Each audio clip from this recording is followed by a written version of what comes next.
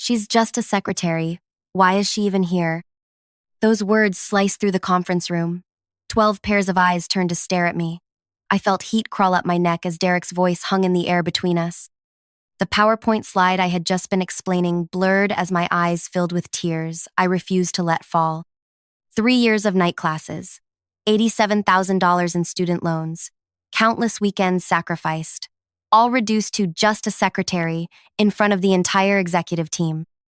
I'm Naomi Pearce, 32, and before I tell you what happened next in that boardroom, I want you to know this isn't just another revenge fantasy. This is the story of how I finally stopped shrinking myself to make mediocre men feel bigger. Before I go further, please like this video, subscribe, and tell me in the comments where you're watching from. I want to hear from you. And trust me, you'll want to see how this ends. I didn't start out planning to humiliate Derek Hollister. I actually started out admiring him. That's the thing about workplace bullies. They don't announce themselves on day one with name tags.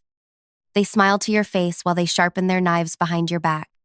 Westlake Partners was my dream company, a mid-sized investment firm with a reputation for innovation and employee development.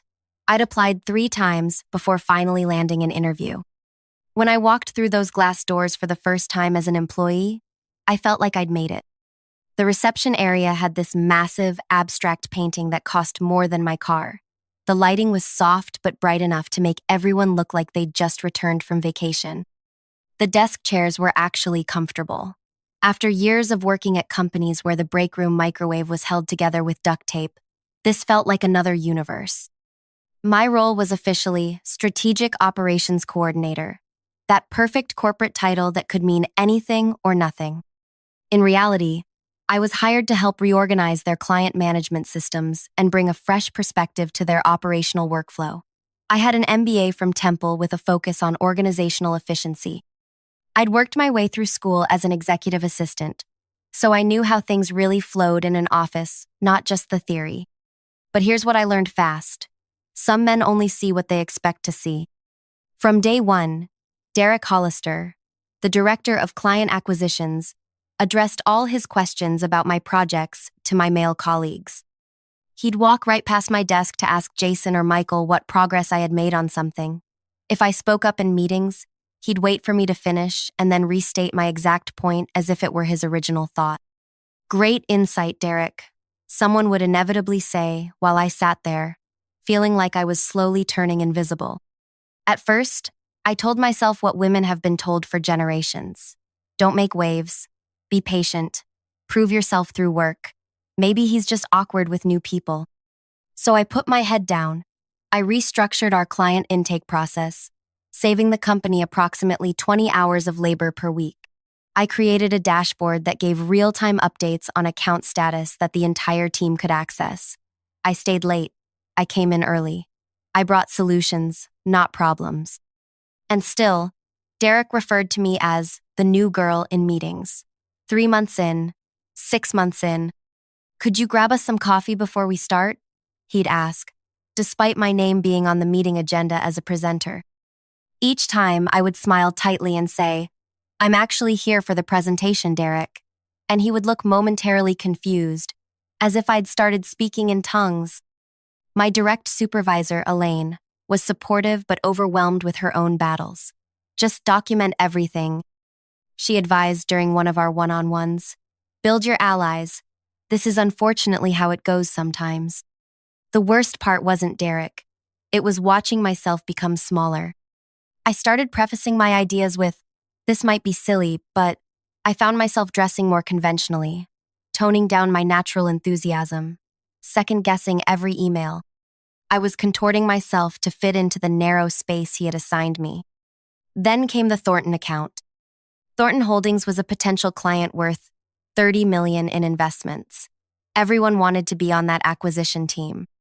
I'd done extensive research on their portfolio needs and had identified a customized approach that aligned perfectly with their stated goals. I put together a presentation and sent it to my supervisor, who forwarded it to Martin Coleman, our CEO. 2 hours later, I was called into his office. "This analysis is exactly what we need," Martin said, sliding my report across his desk. "I want you on the pitch team." My heart nearly burst. Thank you, sir. I won't let you down. The meeting's on Thursday. Derek's leading. But I want you there to explain this section on sustainable investment options. Thornton's big on environmental impact. That night, I bought a new blazer, dark blue with subtle pinstripes. Professional but confident, I rehearsed my section until my roommate begged me to stop. I prepared answers for potential questions. I was ready. Thursday morning, I arrived early to set up the conference room, the big one, with floor-to-ceiling windows overlooking the river. I arranged water bottles, tested the projector, made sure the chairs were evenly spaced. Little details that probably no one would notice, but they mattered to me. Executives began filtering in around 9:45 for the 10 a.m. meeting. Martin nodded at me approvingly. Elaine gave me a subtle thumbs up. I took my seat halfway down the table, heart pounding so hard I was sure everyone could see my blouse moving. The Thornton representatives arrived exactly on time, 4 men and 1 woman, all in impeccable suits that whispered old money. Introductions went around the table. When it came to me, Derek smoothly cut in. And this is Naomi, one of our support staff. She's helping with the presentation today. Support staff, not strategic operations coordinator, not MBA, not the person who developed the custom analysis you're about to see. I corrected him gently. Actually, I'm the strategic operations coordinator. I developed the sustainability analysis we'll be discussing. Derek's smile never faltered, but something hardened in his eyes. The meeting proceeded. Charts were shown. Numbers were discussed. Growth projections were debated. And then Martin said the words I'd been waiting for. Now, for the sustainability approach, I'll hand it over to Naomi, who developed this model specifically with Thornton in mind. I stood, clicked to my slide, and began. When analyzing Thornton's current portfolio and stated 5-year goals, I identified an opportunity to increase ESG investments while maintaining your target growth rate. As you can see from this projection, I think what Naomi is trying to say, Derek interrupted, standing up beside me, is that we've looked at some green bonds that won't hurt your bottom line too much. She's put together some basic numbers, but I can walk you through what they really mean. I stopped, PowerPoint clicker frozen in my hand.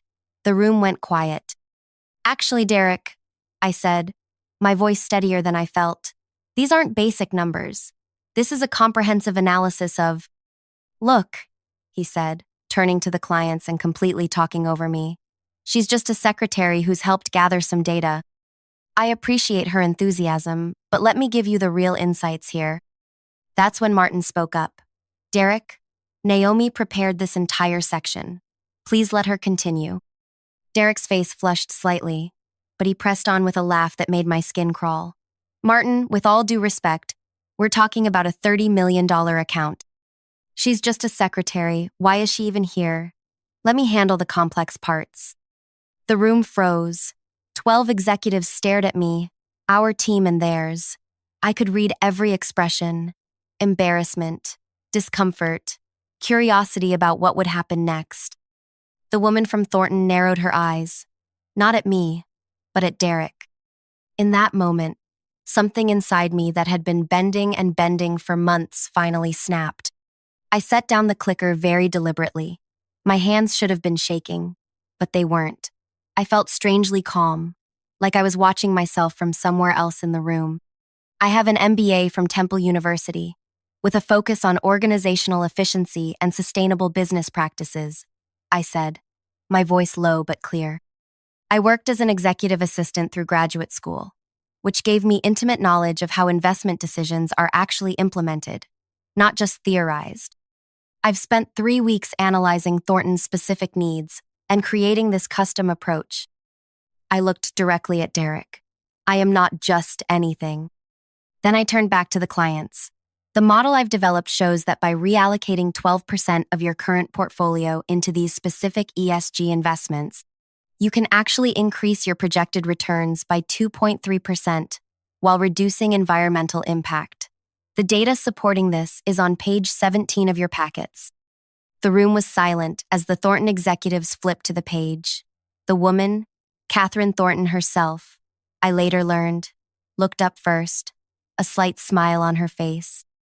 This is exactly the kind of innovative thinking we've been looking for, she said. Please, continue. I finished my presentation without further interruption. Derek remained standing for an uncomfortable minute before slowly sinking back into his chair. His face had gone from red to white. When the meeting ended, Catherine Thornton approached me directly. That was impressive, Ms. Pearce. Not just the analysis, but your composure. We should talk more about your ideas. As the room cleared out, Martin asked me and Derek to stay behind. My calm was beginning to crack. Was I about to be reprimanded for creating a scene? Would this be turned around on me somehow? Martin closed the door and turned to face us. The silence stretched for what felt like minutes. Derek, he finally said. My office. Now. After Derek left, Martin looked at me with an expression I couldn't quite read. I owe you an apology, he said. I've clearly missed something significant happening in my own company. I didn't know what to say, so I said nothing. That presentation was excellent, he continued, but I'm more concerned about what just happened. How long has this been going on? The question broke something loose in me. All the small slights, the dismissals, the being talked over and around, they came pouring out. Martin listened without interrupting, his expression growing more troubled with each example. When I finished, he nodded slowly. Thank you for your honesty. This will be addressed. And Naomi, that analysis really was brilliant. I left the conference room feeling hollow but somehow lighter. I'd stood up for myself, but I had no illusion that anything would really change. Men like Derek always failed upward. The most I could hope for was that he'd be warned to be more subtle in his dismissal of women. Back at my desk, I started gathering my things. I wasn't planning to quit exactly, but I needed to get out of the building. I needed air and space to think. My phone buzzed with a text from Elaine. CEO's office, 3 p.m. You okay? I texted back a thumbs up. I didn't entirely feel and tried to focus on mundane work tasks for the next 3 hours. By 2:55, my stomach was in knots as I rode the elevator to the executive floor. Martin's assistant showed me in immediately. To my surprise, Derek was already there, along with Elaine and someone from HR I'd only met during orientation. Naomi, please sit down, Martin said, gesturing to an empty chair, notably not next to Derek. What happened next would change everything, but not in the way any of us expected. I settled into the chair, smoothing my skirt with clammy hands. Martin's office felt too warm, the silence too thick. On his desk sat a folder with my name on it. I've spent the last 2 hours reviewing your personnel file, Martin began, hands folded on the desk, and speaking with several team members. Derek sat unnaturally still, his usual confidence nowhere visible. He wouldn't look at me. Naomi, Martin continued, would you be comfortable explaining to everyone what you shared with me after the meeting? My throat tightened. This felt like a trap being asked to publicly accuse a superior of misconduct. I'd seen this movie before. The woman speaks up, gets labeled difficult, and somehow becomes the problem. But something had broken loose inside me in that conference room. I couldn't stuff it back down if I tried. For the past 9 months, I said, my voice quiet but steady, I've been consistently undermined, talked over, and misrepresented by Derek. Today wasn't an isolated incident, it was just the first time it happened in front of clients and senior management. Derek shifted in his chair. That's a complete exagger. I'm not finished, I said, surprising even myself with my firmness. I've had my ideas attributed to male colleagues. I've been asked to take notes in meetings I organized. I've been introduced as administrative support despite my title and qualifications, and I've documented every instance. The HR representative, Janelle, I now remembered, leaned forward. You've kept records? I nodded. Dates, times, witnesses, exact quotes when possible. I didn't plan to use them. I just needed to remind myself I wasn't imagining things. Janelle and Martin exchanged glances. Well, Derek finally spoke, his voice regaining some of its smooth confidence. I think this is being blown out of proportion. If Naomi felt slighted by some misunderstandings about her role, she should have come to me directly instead of building this case against me. The way he said case made it sound like a dirty word. Derek, Martin said, his tone measured. We've spoken to 7 other employees who independently corroborated Naomi's account. This isn't about feeling slighted. It's about a pattern of behavior incompatible with our leadership standards. Derek's face flushed. So I'm being what fired? Over a comment in a meeting? This is insane. You're not being fired, Martin replied, but you are being removed from the Thornton account, effective immediately. Derek's mouth fell open. The Thornton account was the crown jewel, the path to partnership. You can't be serious. That's my account. I brought them in. Actually, Elaine spoke for the first time, sliding a sheet toward Martin. The initial contact came through Naomi's college alumni network. She flagged them as a potential client 3 months ago, in an email that appears to have been overlooked. I'd forgotten about that email. I'd noticed Thornton mentioned in a business journal and recognized the name from a Temple alumni event. I'd sent Derek a detailed brief on why they'd be an ideal client for our new sustainability platform. He'd never acknowledged it. Furthermore, Martin continued, Catherine Thornton called me personally after the meeting. She was quite clear about who she wants handling their account moving forward. He turned to me. Naomi, they were impressed with your analysis and your composure under pressure. They've requested you be the lead contact for their portfolio. The room tilted slightly. I'd come to this meeting prepared to be gaslit, victim-blamed, or at best given empty promises about looking into the situation. I hadn't prepared for this.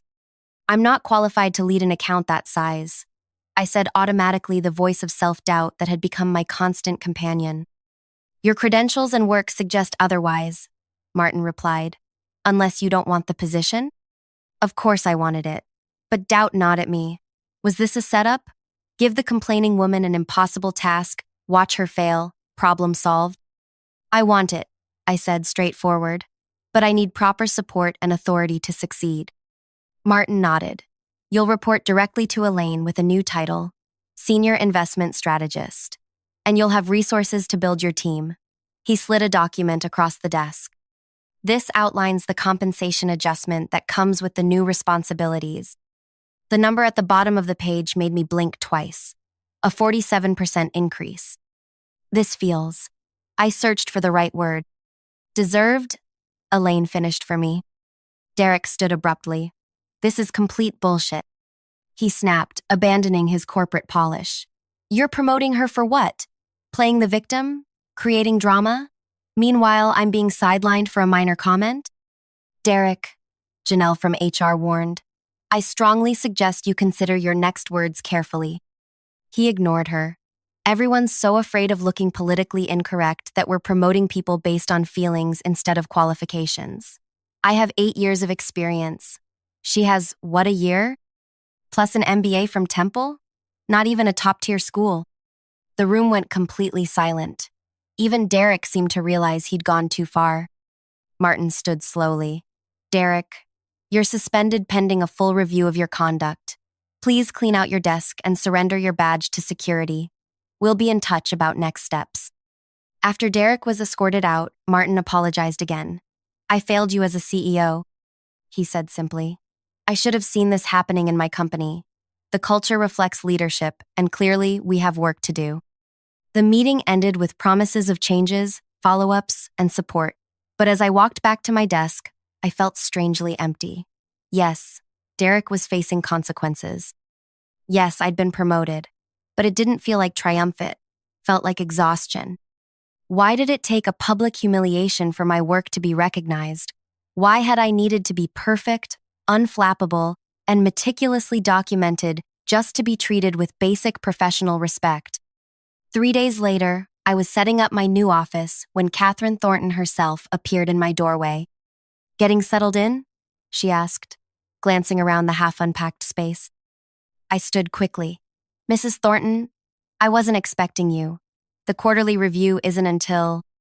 She waved away my formality. Call me Catherine, please, and I'm not here about the portfolio. She closed the door behind her and took a seat opposite my desk. I wanted to talk to you about what happened in that meeting. My stomach tightened. I apologize for any discomfort. Stop, she said, not unkindly. No apologies. What I saw in that room was something I've seen countless times in my 30 years in finance. The difference was your response. She leaned forward. Do you know how I built Thornton Holdings? I nodded. You inherited a small family investment firm and expanded it 16-fold over 2 decades. That's the sanitized version, she said with a small smile. The reality is messier. I inherited a failing business from my father who never believed a woman could run it. My brother was the intended successor, but he had a gambling problem and nearly bankrupted us. The board, all men, my father's age, voted unanimously against my leadership appointment. Every bank denied my loan applications. I hadn't known any of this. I built this company by outlasting every man who told me I couldn't, she continued. Sometimes loudly, sometimes quietly, but always persistently. What I saw in that conference room wasn't just a woman with excellent financial analysis. I saw someone who refused to be erased. She reached into her bag and pulled out a small box. This was given to me by the first female mentor I ever had. I've carried it for 20 years. Inside was a simple silver pin in the shape of a door key. She told me it was a reminder that women before us picked locks on doors that were closed to them, so we could eventually hold the keys. Catherine closed the box and slid it across to me. Now it's yours. I didn't know what to say. Thank you. But why me? Because what happened to you happens every day in boardrooms everywhere, and most companies wouldn't have done a damn thing about it. She stood to leave. We chose Westlake partly because of your analysis, yes, but mostly because of how the company responded. Real change happens when power acknowledges its blind spots. After she left, I sat holding that small silver key, thinking about all the women who had come before Meth, ones who hadn't been believed, who didn't have documentation, whose male colleagues closed ranks against them, who didn't have CEOs willing to listen, who couldn't afford to risk their jobs by speaking up. My revenge against Derek hadn't been about destroying him. It had been about refusing to participate in my own diminishment any longer. The next 6 months transformed not just my career, but our entire company culture. Martin created a task force to examine gender dynamics across all departments, with real budget and authority. Elaine was promoted to the executive team. The board approved a comprehensive salary review that uncovered and corrected significant gender disparities. As for Derek, he wasn't fired not directly, but the suspension led to a mutual separation 2 weeks later. I heard he landed at a competitor, where he told anyone who would listen that he was forced out by politics. Maybe someday he'd understand what actually happened, but I doubted it. Men like Derek rarely saw their own reflections clearly. The Thornton account flourished under my management. 6 months in, they increased their investment by another $15 million. My team, intentionally diverse in gender, age, and background, developed innovations that attracted 3 more major clients.